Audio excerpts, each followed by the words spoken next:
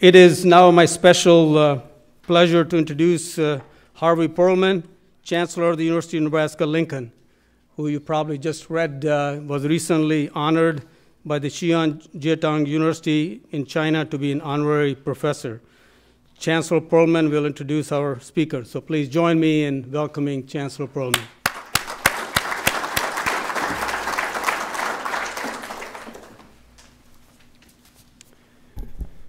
Thank you, Prem. It's great to have the Vice Chancellor for Enthusiasm back among us. It's my pleasure to introduce a person who is an internationally known expert in drought and its effects across the spectrum of human, plant, and animal ecosystems.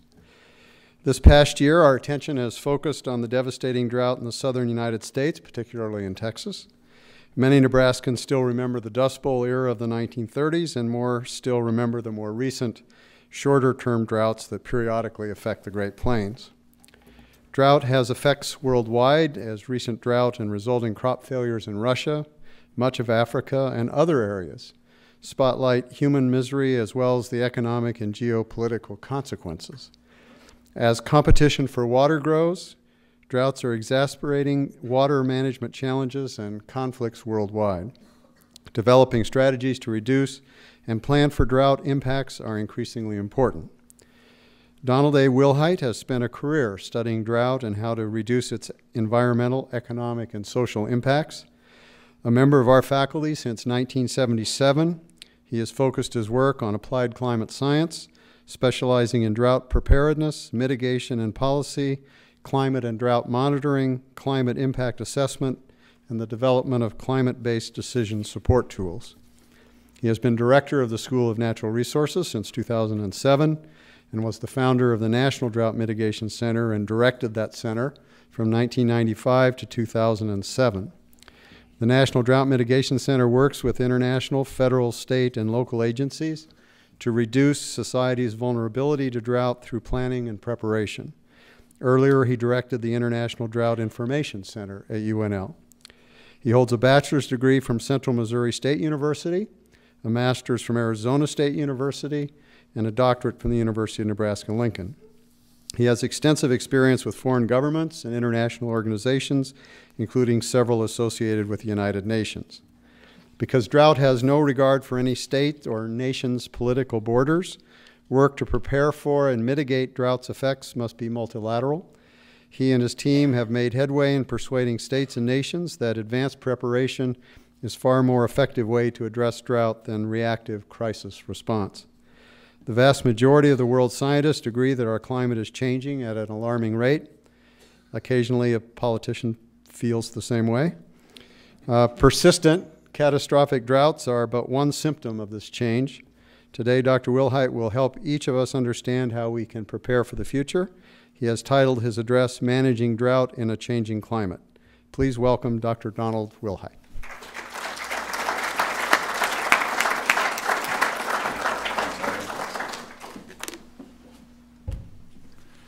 Well, that was quite a lengthy presentation. I hope all of it was true. I think most of it was. I was reflecting about a year ago, I think Prem strolled into my office unannounced, and he positioned himself between my desk and the door, and he asked me if I would be willing to do this, and I guess I didn't see an alternative. So I said yes, and here we are. Well, it's an honor to be selected to do this. I've been working at the University of Nebraska, as Harvey said, since 1977, and most of that career has really been focused on drought issues, drought management issues.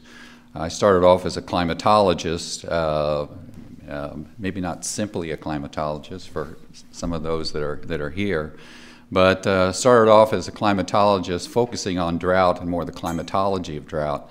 And then got very interested in the area of governmental response and how poorly we were doing that, how poorly we were preparing, and not just in the United States, but globally.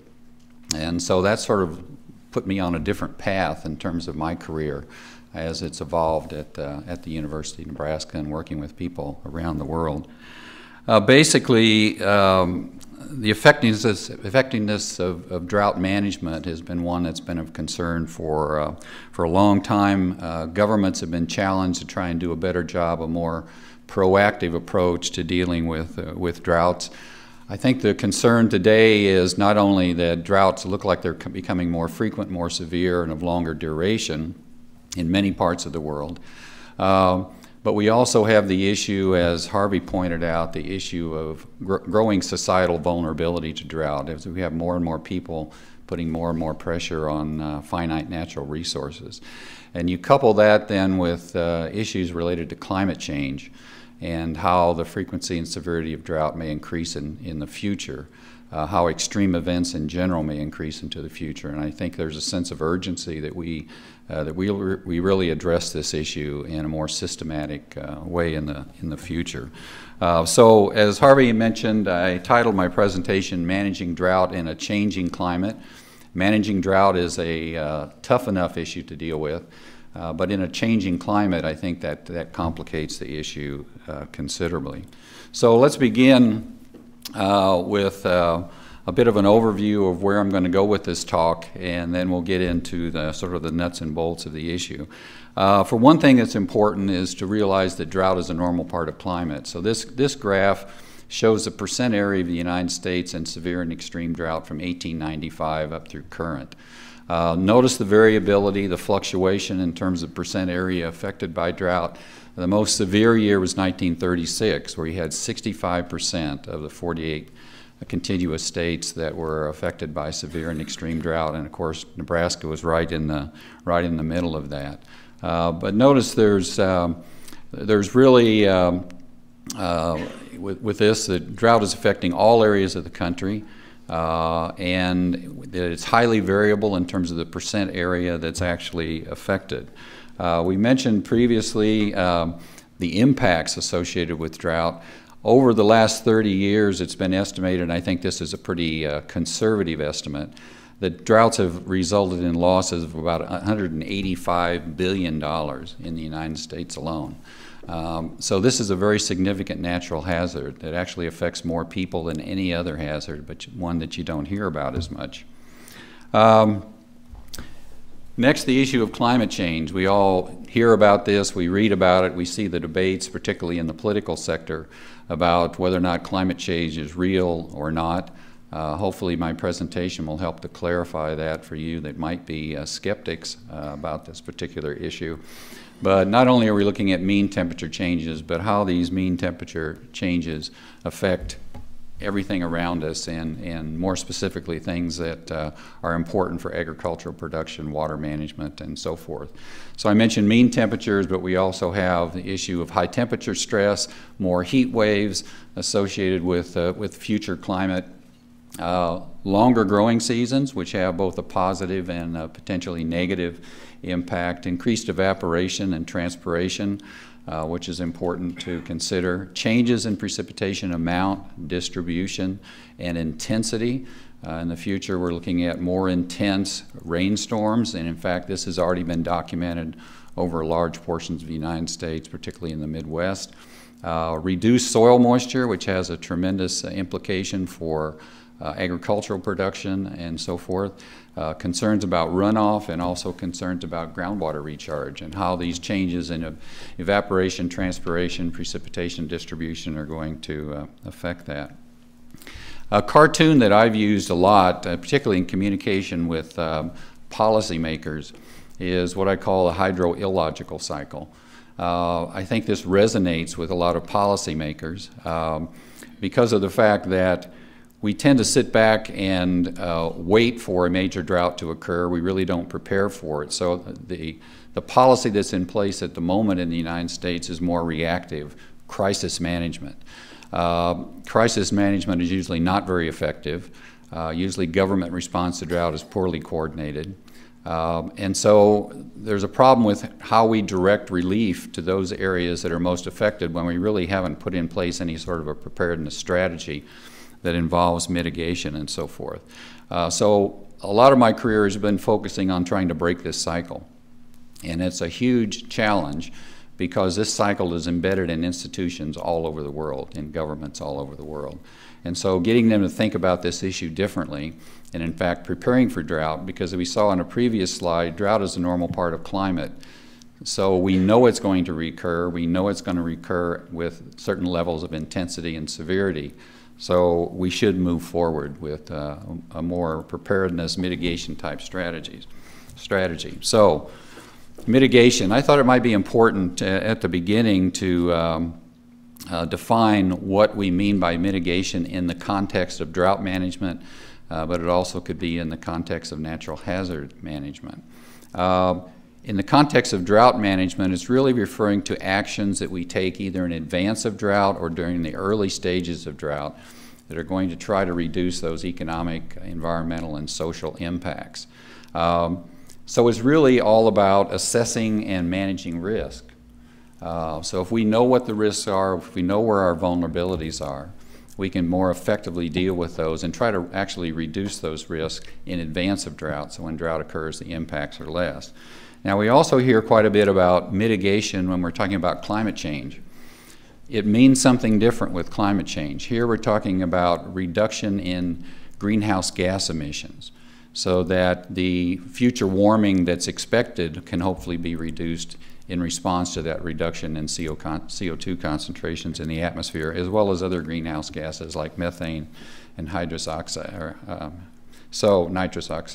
So mitigation is an important term, but sometimes there's confusion because people who are thinking about climate change think about mitigation in one context, whereas for drought management or natural hazard management, it's a bit of a different thing. So I've divided this talk into a series of 4 parts.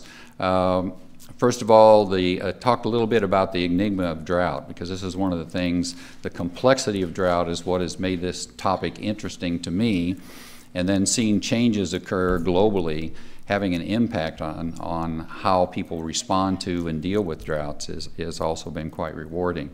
Then I want to move into the discussion about our changing vulnerability, our changing climate, and then talk about the process of trying to reduce societal vulnerability to drought and what we've been doing here and what needs to be done globally. And then I'll end with a few takeaway points that you can, that hopefully you can use in the future.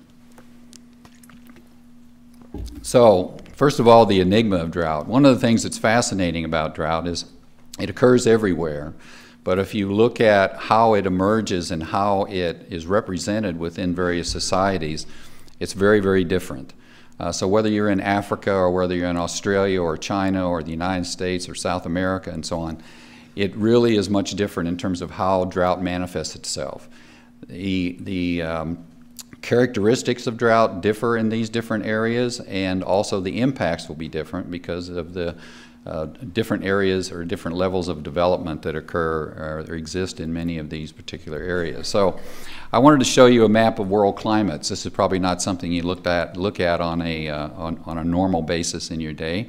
The complexity of global climates, the diversity of climates from one region to another. Climates are controlled by a series of what we refer to as climatic controls, like latitude, the existence of mountain ranges, ocean currents, proximity to water, or what we oftentimes call continentality. And so if you look at this sort of maze of different climatic types that exist around the world, I wanted to show you this to indicate to you that in each of those climatic types, drought is going to manifest itself in a somewhat different way. So drought's going to look different in terms of its characteristics, its frequency, and so on, its duration, and also the impacts, once again, are going to vary. So I pulled this map off of the web, which shows drought frequency. Now I think this particular illustration is trying to represent drought frequency in terms of precipitation. This is not a very good representation of drought frequency in some ways, because of the fact that it shows areas like Australia, a lot of Australia, the Sahara Desert, parts of Central Asia, as essentially not having drought. Well, that's not true. Droughts occur in arid climates, just like they occur in other climates, but once again, they look considerably different. If you look at a map like this that shows the global drought conditions in August 2011, this is based upon precipitation, and it does a pretty good job of representing where droughts are occurring. Harvey referred to a few regions of the world. The Greater Horn of Africa has been in a very severe drought this year, parts of southeastern China, and drought is the most severe natural hazard that affects China. Certainly the south central and southeastern United States has been an area that we've heard a lot about from the media over the summer, but other places in the world as well. But precipitation is only one factor that determines drought and drought severity, so it's important that we look at other variables, and we'll talk about that in a few minutes. This slide I put in because it shows a pattern of increasing vulnerability to natural hazards in general. And so if you look at this, this is a slide that shows the number of billion-dollar disasters that occurred in the United States from 1980 through August of 2011. It does not include Hurricane Irene, and I would suggest that it probably would include few, if any, of the impacts associated with the drought across the southern U.S. this year. So if you look at the trend of not only the number of billion-dollar disasters, but you also look at the magnitude of the impacts associated with these, which is shown along the axis on the right-hand side of the slide, you see the concern about increasing vulnerability. So I think this trend is a combination of factors that's causing this. One is maybe increased frequency of natural hazards events. The other is the increasing societal vulnerability to these events when they occur. Now at the bottom I put in a statistic said that over this period FEMA has provided about $80 billion in relief. FEMA doesn't do drought. It's not in their mandate from Congress. So that $80 billion does not include any funding or relief that's gone into drought events. So it's for others, hurricanes, tornadoes, and so forth. You should be concerned about this because these are your taxpayer dollars that are going to bail out areas that have been affected by these severe, extreme climatic events. So if you compare drought to other natural hazards, there are a lot of similarities, but there are also quite a few differences, and I thought it was important to point out some of those differences. First of all is this slow onset phenomena. And this slow onset or creeping phenomena is important because of the fact it's very difficult to know when a drought begins or when a drought ends. Does a drought end when precipitation returns to normal, when we make up the deficiency of precipitation over the drought period? Does the drought end when the impacts are gone? And these impacts will linger for a long time.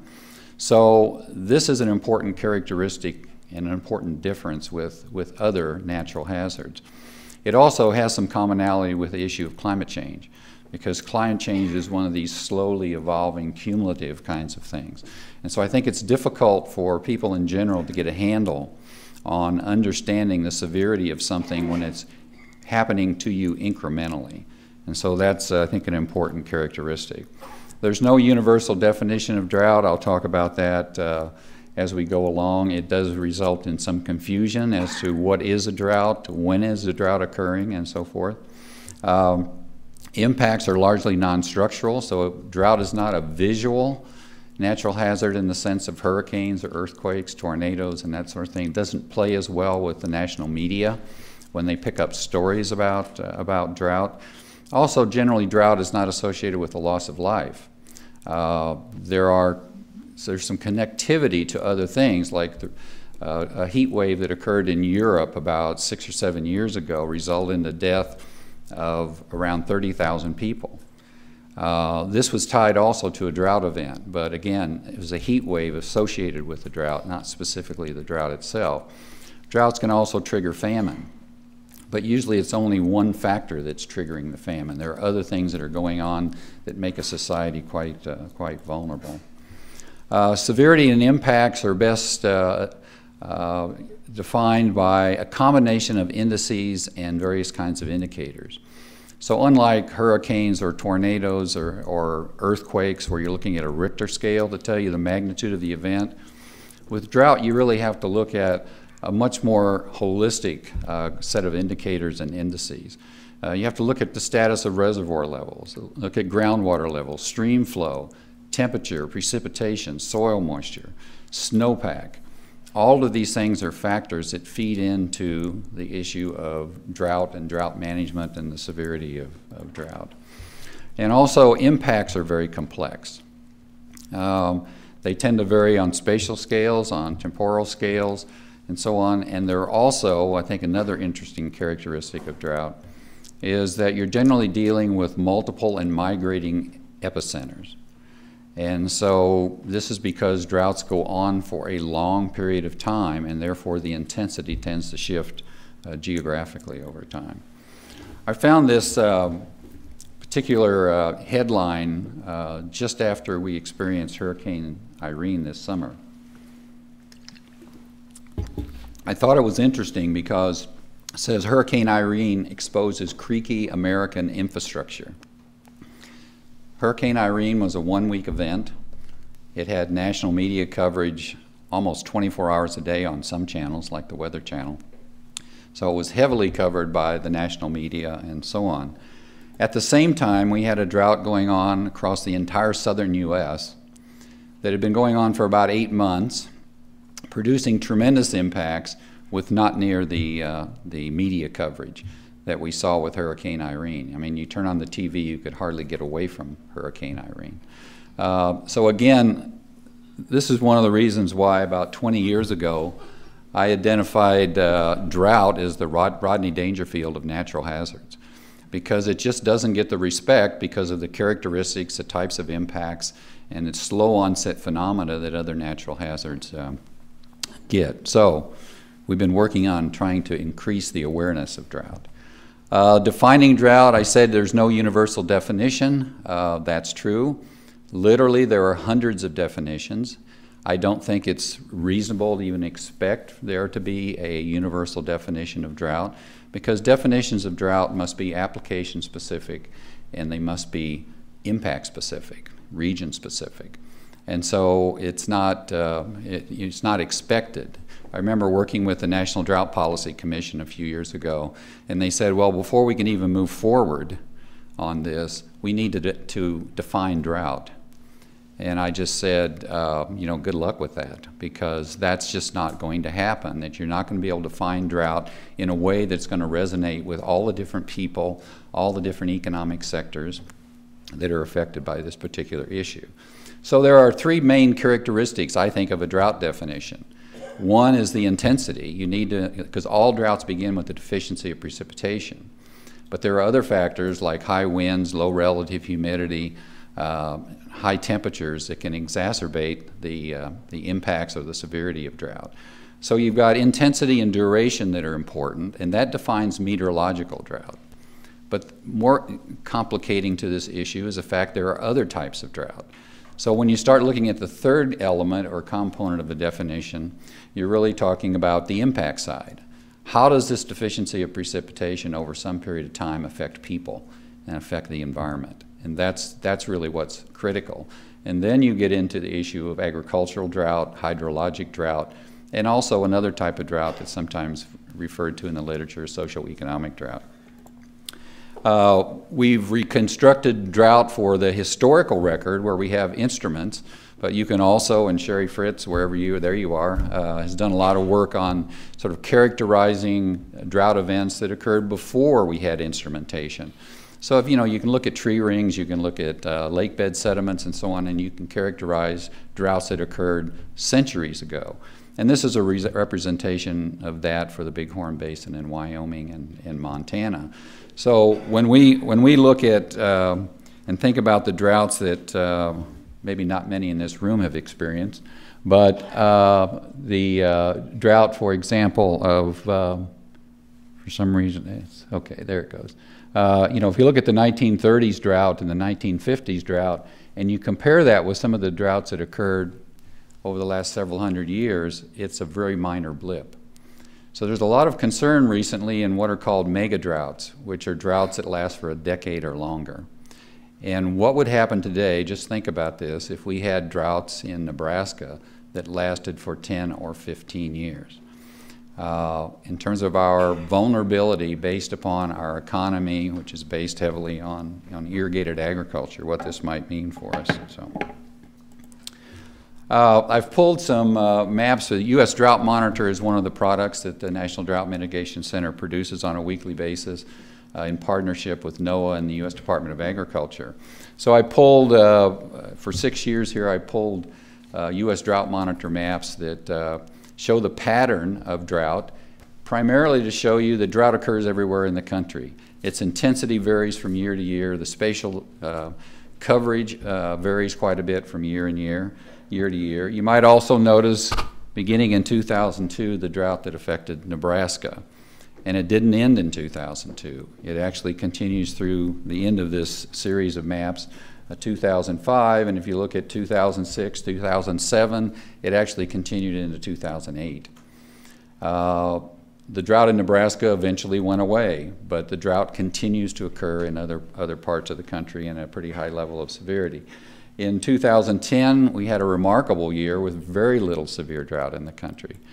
And now I wanted to show you, this is a 12-month animation. So just pulling out 12 months or 12 maps from a 12-month period and animating those beginning last September, so September a year ago, to show you the evolution of the drought that affected the southern United States this year.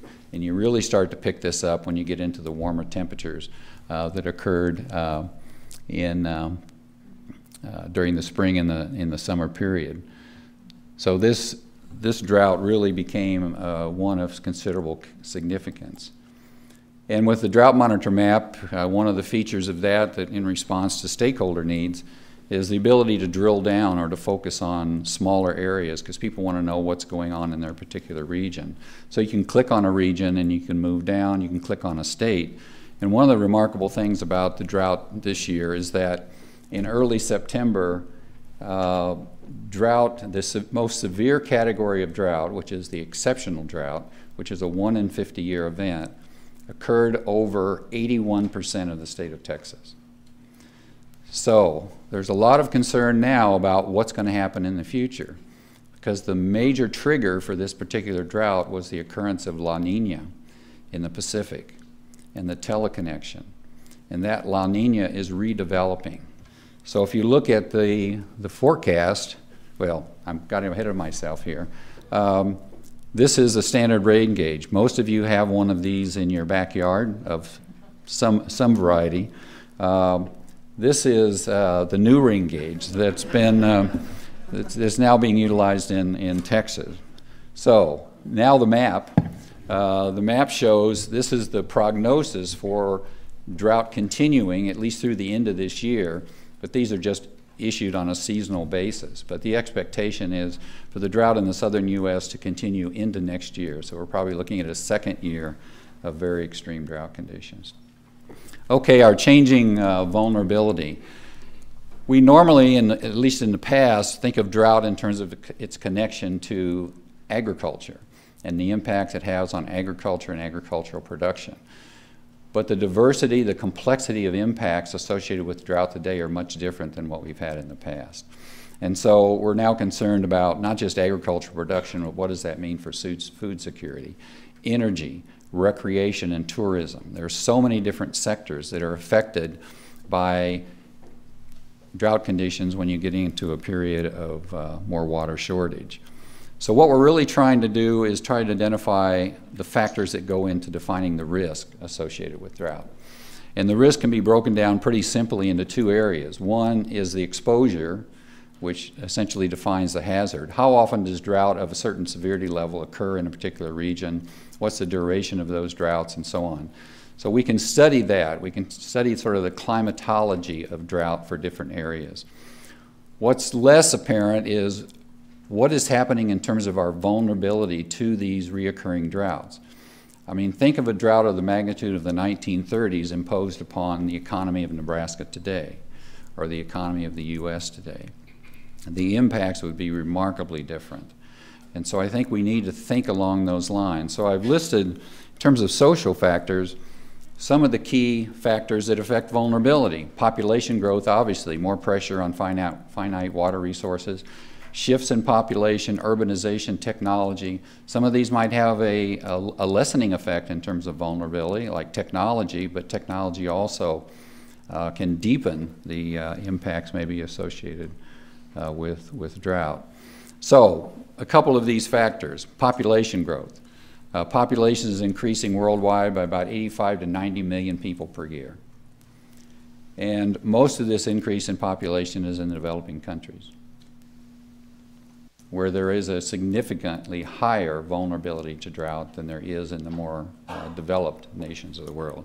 We've just passed 7 billion people, I think, within the last week or two, worldwide. Projection is that world population is going to hit 9 to 9.5 billion people by 2050. So what this means is we're going to have to become much more efficient in our use of water resources and how those are allocated. So if you plot then water per capita, this gets pretty depressing. We have a challenge ahead of us, and drought management is a part of this. If you look at the U.S. population and the shifting population in the U.S., people are moving from more humid areas to drier areas, putting more and more pressure on water-short areas currently. And so you have to ask the question, how sustainable is the population and the population growth over a lot of the western U.S. Currently? So the result of this is that I think water is coming under increasing pressure, not only in the U.S., but globally. And we need to find better ways to manage that. And we put in place here now the Water for Food Institute, which is a step in the right direction to address some of these issues. Now, our changing climate. For those of you that have looked at the data and read some of the scientific literature, it's clear that our climate is changing, and it's changing rather dramatically. Notice on this graph two things. One is the trend, which is the most important, but also notice the variability around that particular trend. And so you have, yes, some years that are warmer than others, but it's the trend that's important. I think some of the confusion over the issue of climate change is people tend to look at climate change in terms of their own location, and they think about it in terms of weather and not in terms of climate, which is an accumulation of weather over a long period of time. And so I think that's where people, that's one of the things that confuses people about climate change, and also they don't understand the complexity of that particular issue. So if you were living in Northern Europe or Western Europe in 2010, you can see that the temperatures were anomalous, but they were cooler than the previous 30-year period. But you have to look at this again in a global context. Almost every area of the world is experiencing, or during 2010, was a warmer than normal year. So it's a positive anomaly. If we look at projections of changes in precipitation, these are rather dramatic for certain regions of the world. I've done a lot of work in the Mediterranean basin and in Europe, and you look at the Mediterranean area on this map, and you can see why there's concern about climate change, water management, and droughts in the future. But also look at Central America, look at southwestern and central United States, Australia, parts of South America, sub-Saharan Africa. These are regions that are very concerned about how the climate's going to change in various ways. Some areas are going to get wetter, but some areas, and some significant areas, are going to get much drier. If you focus in more on North America, you see concern certainly in the spring, but particularly for our region of the country, what these climate changes might be particularly in the summer with regards to precipitation changes. Think about how that might affect our agriculture, ecosystem health, and so on. So I put this in for Susan. So there you have a bully, okay?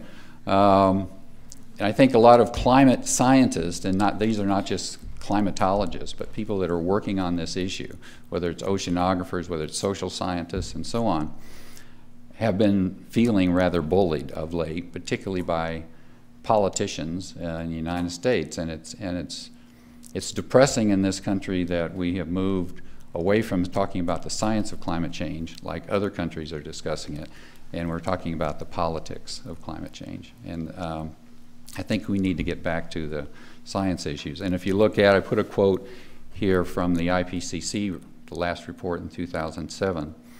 And I think this sums up where the science community is on this particular issue. So the issue here is obviously greenhouse gas concentration, CO2 being one of the major ones. And if you look at the last 600,000 years, reconstructed from ice cores and so on, you see that CO2 concentrations in the atmosphere really haven't exceeded 300 parts per million. You also, if you overlaid a temperature curve over this, you would see that the areas there where you had high concentrations of CO2 were the interglacial periods, and the glacial periods were when you had low concentrations of CO2. So in 1750, which is an important date, it's kind of the beginning of the Industrial Revolution, we had about 280 parts per million of CO2 in the atmosphere. In 2010, this had increased to 390 parts per million. Now, while a lot of this data is based on proxy data or ice cores and so on, since 1958, we've been measuring CO2 concentrations in the atmosphere. This is the famous Keeling curve that based on measurements on Mauna Loa and the Big Island of Hawaii. So you see over this period from 1958 through 2009 how this increase in CO2 has been very, very dramatic as measured by instruments. If you go back to an 800,000 year record, you see once again that CO2 has not really gone over this 300 parts per million. If you look at the various scenarios that the IPCC looks at, a low emissions scenario, assuming we can cut back on greenhouse gas emissions, versus a high emission scenario, we're looking at anywhere between 550 and 900 parts per million by the end of this century. We have never seen anything like that before. And so how this is going to affect life on this planet and our ability to sustain life on this planet is important. If you look at glaciers around the world, 80% of the glaciers are retreating. Many have disappeared. Many of those in Glacier National Park have disappeared, for example. So glaciers are characterized by many to be sort of the canary in the classroom. Arctic sea ice, the downward trend in Arctic sea ice and the opening up of the Arctic for navigation is a pretty dramatic change. The last date on this is 2007, which was the lowest in any sort of recorded history. If you look at actual changes in temperature in the U.S., you see for most areas you've had a relatively significant increase in temperature. But also notice in the southeast where there's been a little bit of cooling over the last century. So climate change is not expected to affect every region the same. It's going to be quite variable, but the trend is pretty dramatic. Here's an example as that plays out in terms of hardiness zones. If you look at the map on the left, this is for 1990. This was issued by the U.S. Department of Agriculture. And if you look at the line between Zone 4 and Zone 5, it runs right through central Nebraska. Look at the same map issued by the National Arbor Day Foundation in 2006, and this line now runs through the southern part of South Dakota. So this shifting of hardiness zones to the north is representative of the warming that we've experienced. Redefining climatic normals. One of the things, if you've lived in Nebraska a while, you know that our winters here are not nearly as severe as they used to be. And so this map is showing for the period 2001 through 2007, comparing it to the previous 30-year period. This is showing you the higher minimum temperatures during the winter, during January. And those that are statistically significant are shown in red. And so the darker the color, the more significant this warming has been. So it's pretty significant over a large portion of the United States. So with a shift in the mean temperature, you're shifting essentially from a normal bell curve. You're shifting more towards a warmer climate, which means you would expect to have more hot days, more very hot days, more records being broken in terms of extreme temperature conditions. The concern also in terms of drought is that with more energy in the atmosphere, you're seeing more extreme events. And these are not just storms, floods, and droughts, but also extreme events in the form of heat waves, severe snowstorms, and so on. So it's this changing variability that we're concerned about, with more extreme events associated with the climate of the future, and as opposed to what we've experienced in the past. This shows the number of 100 days, number of days with 100 degrees temperatures or greater over this past summer from June through August. And you can see the areas shown in black there actually experienced more than 70 out of 90 days during that 3-month period of temperatures over 100 degrees Fahrenheit. This is the projection of June-August temperatures out to 2080, where you're looking at, for a large section of this portion of the country here, western United States, the central United States, increases in temperature of 6-7 degrees Fahrenheit over what we normally would experience in recent climate. This map, I wanted to draw your attention to the issue of runoff, but I want you to pay attention not to the numbers that are listed here, but look at the legend on the right-hand side here. So these areas are expecting a 10 to 25% decrease in runoff if you project this out towards the end of the century. And these percentages are referring to fractions, because this is based on a composite of 24 general circulation models. So these numbers are really not what you should be paying attention to. You should be paying attention to the legend on the right-hand side. So the eastern United States, more runoff is being projected by most of the models. The western United States, less runoff and dramatically less runoff. So I want to draw your attention once again to this map that I showed you earlier about population changes or migrations in the United States between 2000 and 2010. So notice the coincidence between where the population is moving and where we're expecting not only warming, less precipitation, but a dramatic decrease in runoff. And runoff is what essentially allows the population in the western United States to be sustainable. So we have rivers that are currently fully appropriated or over-appropriated. How are we going to support that population in the future if we have less water? So projections from the IPCC show these areas of the world where there's the most serious concerns about changes in drought duration as we look to the future. And so we've got our work cut out for us in terms of dealing with that. So how do we reduce vulnerability to drought? Harvey mentioned that in 1995 I founded the National Drought Mitigation Center here that was really focused on, you can see the mission of the center there, really focused on how do we lessen societal vulnerability.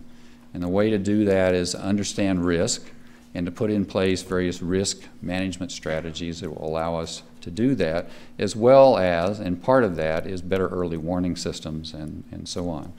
So globally, whether it's drought or whether it's floods, we really need to learn to manage climate variability much better than we have in the past, particularly with a more variable climate in the future.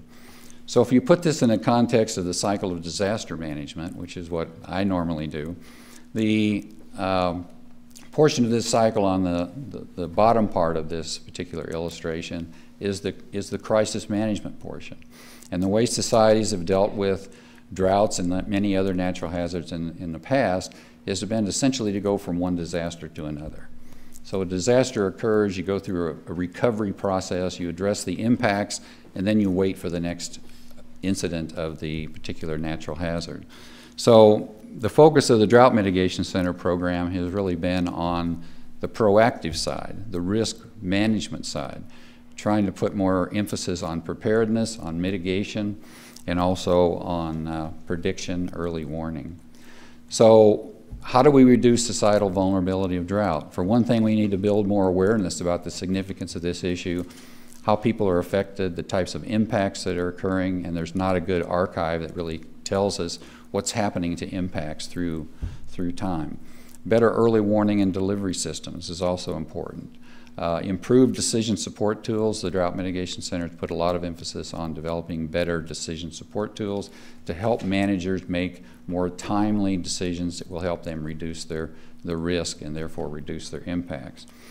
Conducting risk assessments to determine vulnerable groups, vulnerable economic sectors, and so on. Improved understanding and quantification of drought impacts. And also drought impacts versus mitigation. Mitigation costs something, but general estimates are for every dollar you invest in mitigation, you save about $4 in terms of impacts. So it makes sense to invest in mitigation, and not just for drought, but for other natural hazards as well. Trying to get states, countries to adopt drought preparedness plans, adoption of national drought policies is something we've been working on as well. So are we making progress? By we, I mean globally. And also, what has been the contribution of the National Drought Mitigation Center? So I thought I might spend just a few minutes on that. This is the current U.S. Drought Monitor map as of last Tuesday. The next map will come out on Thursday. This particular map is now used for policy decisions within the federal government in the United States. It's the basis of a lot of policy decisions within federal agencies. It's used in the White House, in Congress, and so on. And now it's being promoted as a model that other countries should use as well, because it takes many different indicators and indices into account where it's trying to characterize drought severity and its magnitude in terms of impacts on society. The Drought Center has been offering workshops, listening sessions throughout the country and also globally for many years.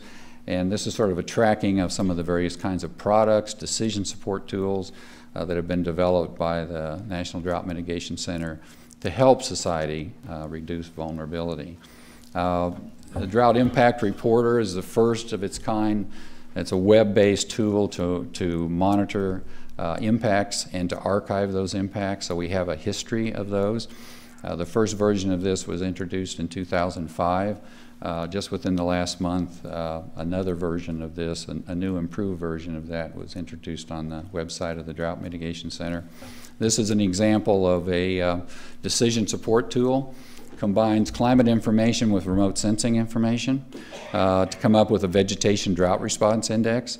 Vegetation is the key integrator of weather and climate information. And so if you can monitor the stress of vegetation, you have a good idea about what's happening on the ground with regard to the potential levels of impacts. And like with the U.S. Drought Monitor, you can drill down with this product. It's produced monthly, and also drill down to regions within a state.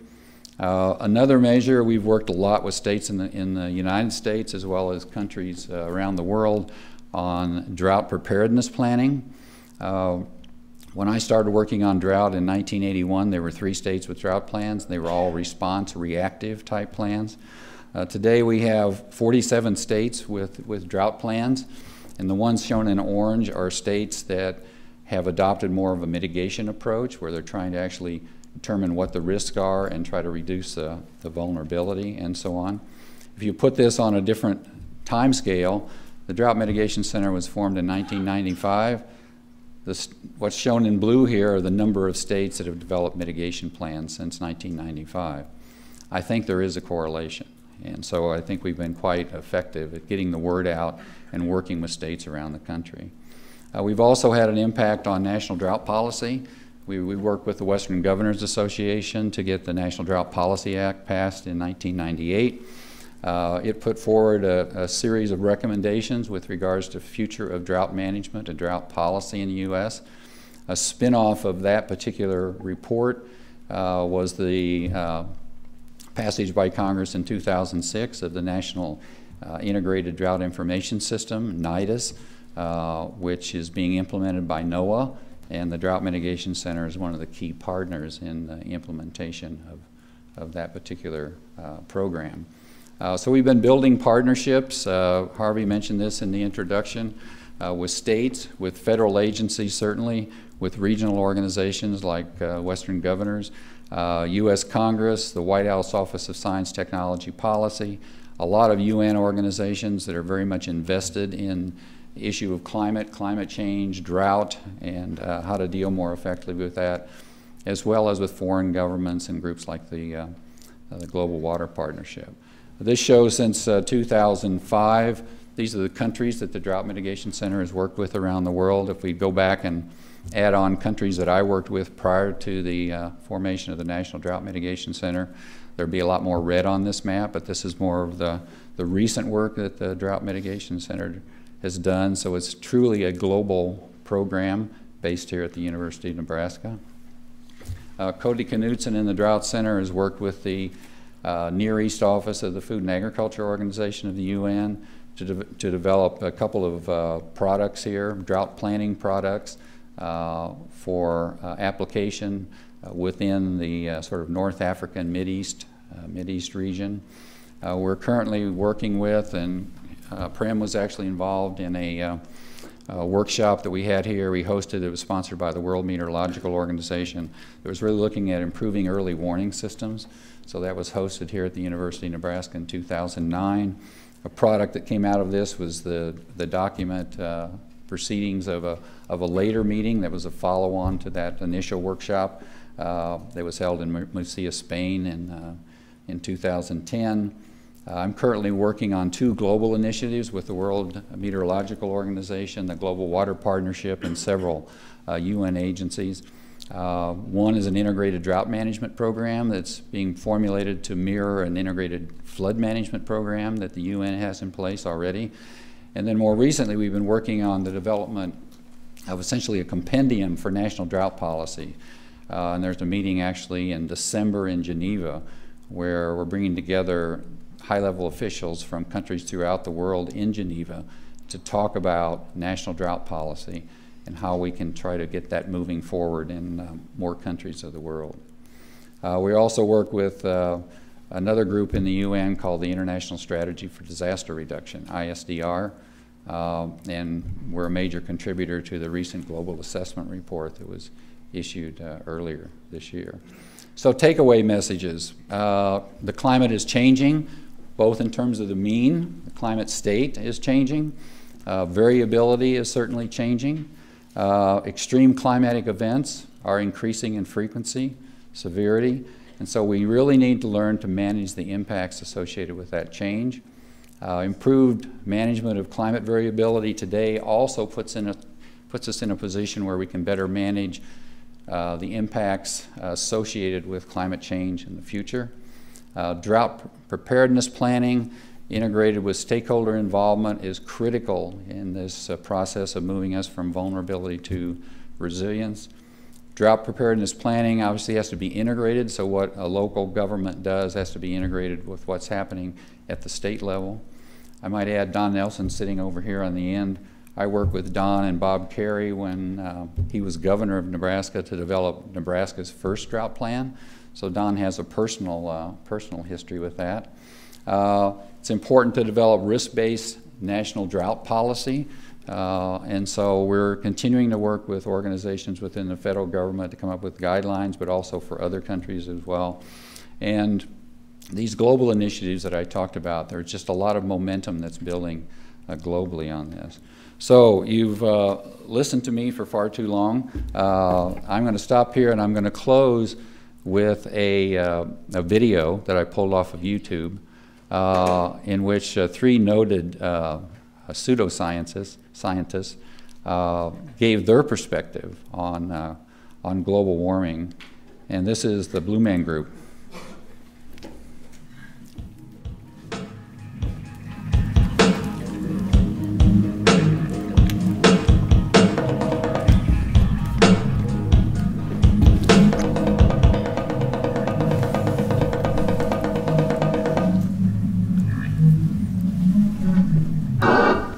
Attention, please. Thank you for choosing Earth as your planetary vehicle. We hope you enjoy the many wonderful features of this planet as you hurtle through the cosmos. Please note, however, that in the event of continued inaction in the face of global warming, your seat cushion can be used as a flotation device.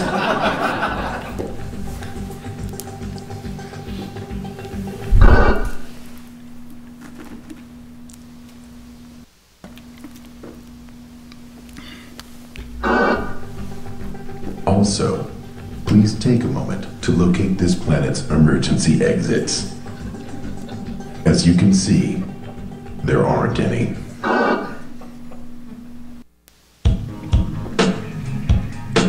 Earth to America. Can you hear?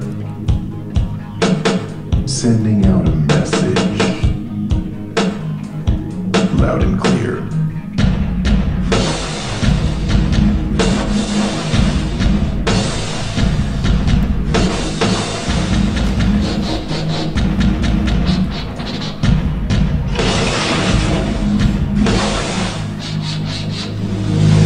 Can you hear? Thank you. Thank you for your attention.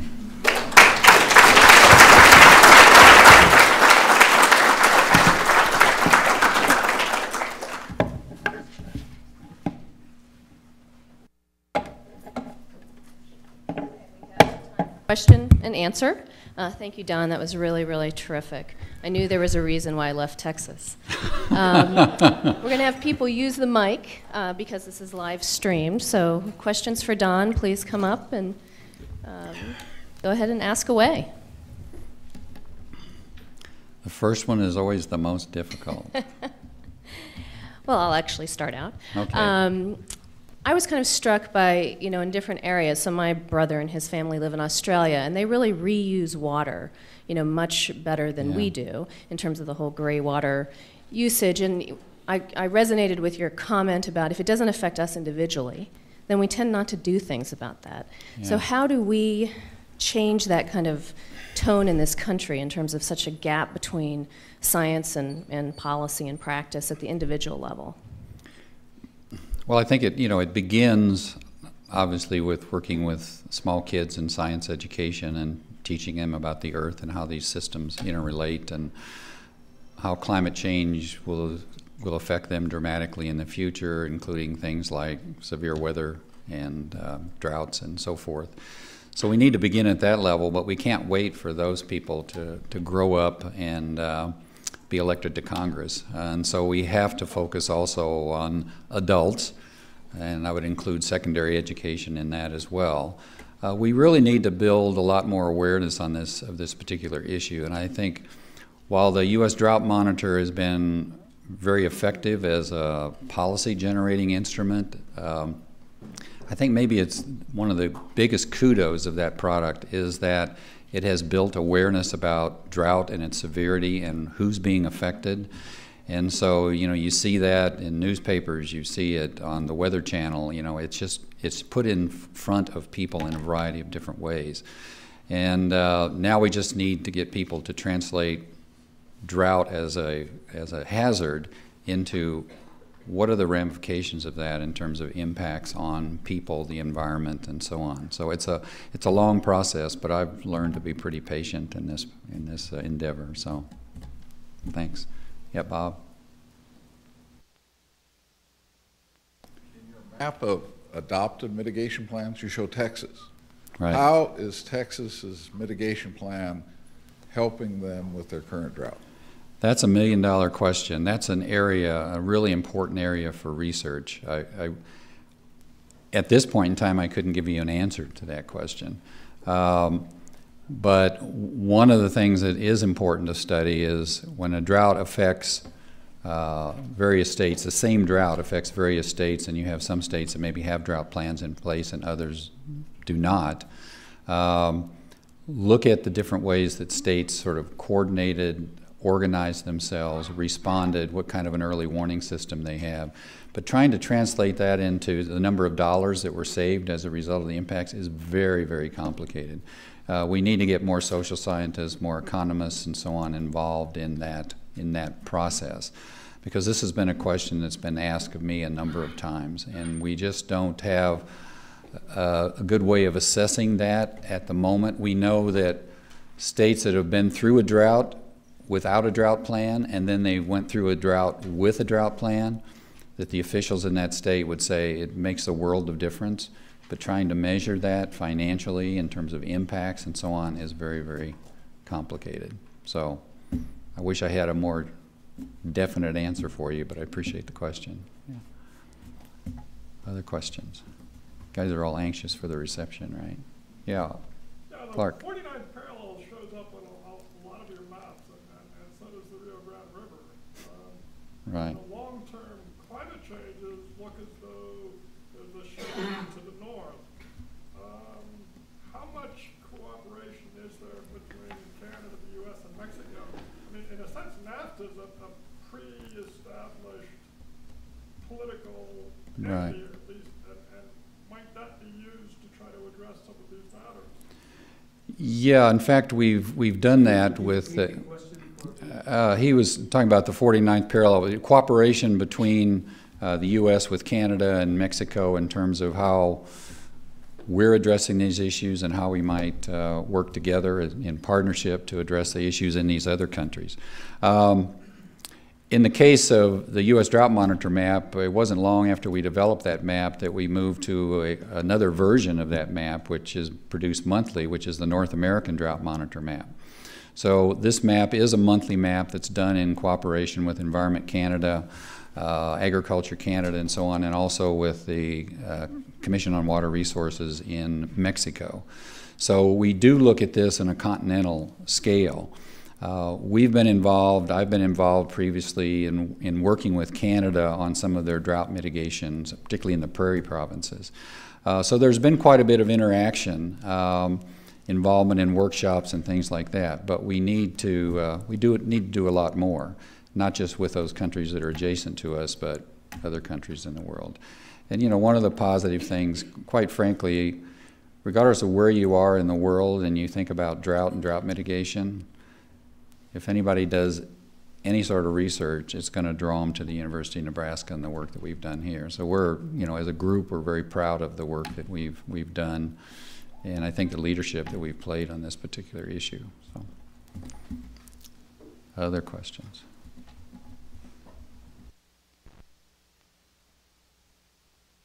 What you noticed over the years, what's been the most thing that's happened for you to be able to see what it was like when you first started and what it's like now? Climate's great. We know when the storms are coming. I mean, there's so many things that have changed, but what is the most important that you think? Yeah, in terms of the most important things, what's been rewarding for me is to see governments put in place better early warning systems so you can actually track the development, the slow evolution of drought over a period of time, because it takes a long time for it to emerge. So to see those things happening and working effectively has been rewarding. Working with states and getting the feedback from states as to how drought mitigation plans have been essential for them to address some of their drought-related issues has been important. I remember sitting in the office of the Bureau of Meteorology in Australia a number of years ago with some representatives from Melbourne, Australia, their water department. And one of the things that I did early in my career was develop a 10-step planning process that governments at any level could use to develop a drought plan. How do you go about this? What kind of a generic model can we use?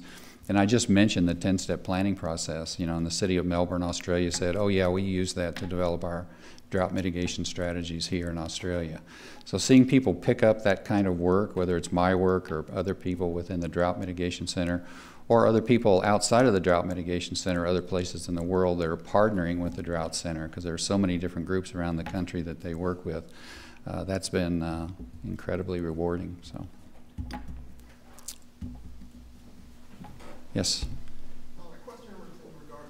I think they're going to want you to use the microphone if you can get to it.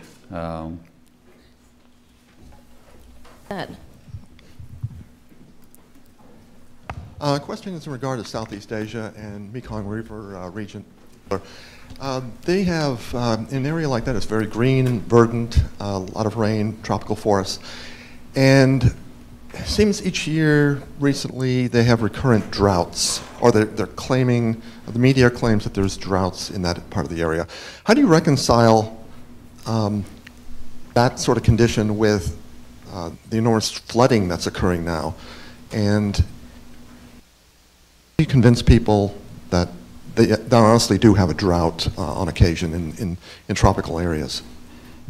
Yeah, kind of gets back to the question of definition, because there are so many different definitions and so many different ways that people characterize drought and then look at drought. And certainly in Southeast Asia, I remember early, this was in 1982-83, those of you that are climate buffs remember there was a very severe El Nino that occurred globally. And it affected Southeast Asia substantially, and they had really never dealt with drought before. So they contacted me, and it was just clear that they didn't even know how to define it, because they're usually looking at excess water and things like that. So trying to get groups that have really not focused on the drought issue in the past and to really understand the complexities of it is quite difficult. And in particular in regions where there hasn't been, much familiarity or much occurrence of drought in the past.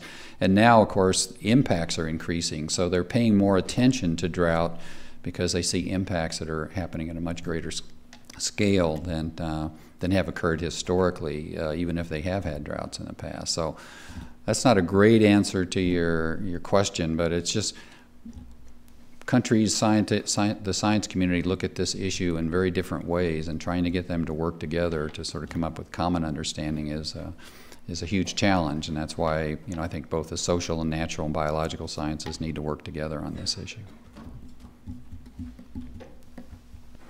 You stated at the beginning of your lecture that part of the problem is is intangible impacts. People aren't able to see the exact impacts of drought because of a variety of reasons. So how do you translate to people who aren't normally affected by drought these intangible impacts? How do you make them tangible to both those people and to people in Washington and governments? Well,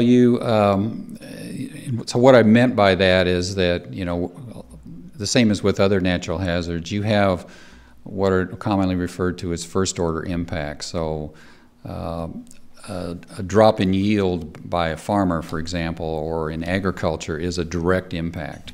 And those are pretty visible. The problem is they're not visible until you get to the harvest season, so that may be several months away. So in a way, that's even a bit invisible to people. It's the secondary impacts and the tertiary impacts that are the ones that are so important, because they ripple through the economy. So if farmers have less money, that means they're not going to spend as much in town or in other places. They're not going to buy machinery. They're not going to invest in maybe new irrigation systems or new irrigation technologies and so on.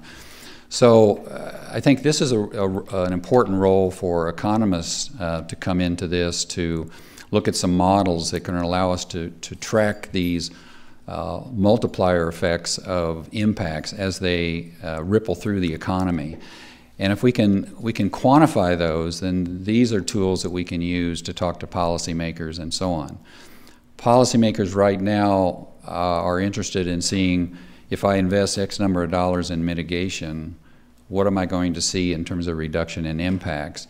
That's a difficult number to give them. I think intuitively we know that it's going to have an impact, but sometimes they want to see those actual numbers, even though they're generated by a model, so they're not necessarily realistic, but hopefully they're in the ballpark. So I think by continuing to archive impacts like we're doing with the Drought Impact Reporter, to give people a sense of the level of impacts and all of the different sectors that are affected, I think this provides pretty compelling evidence for a lot of people. So. Any other question for Don? Once, going twice. Sold. Great, thank you.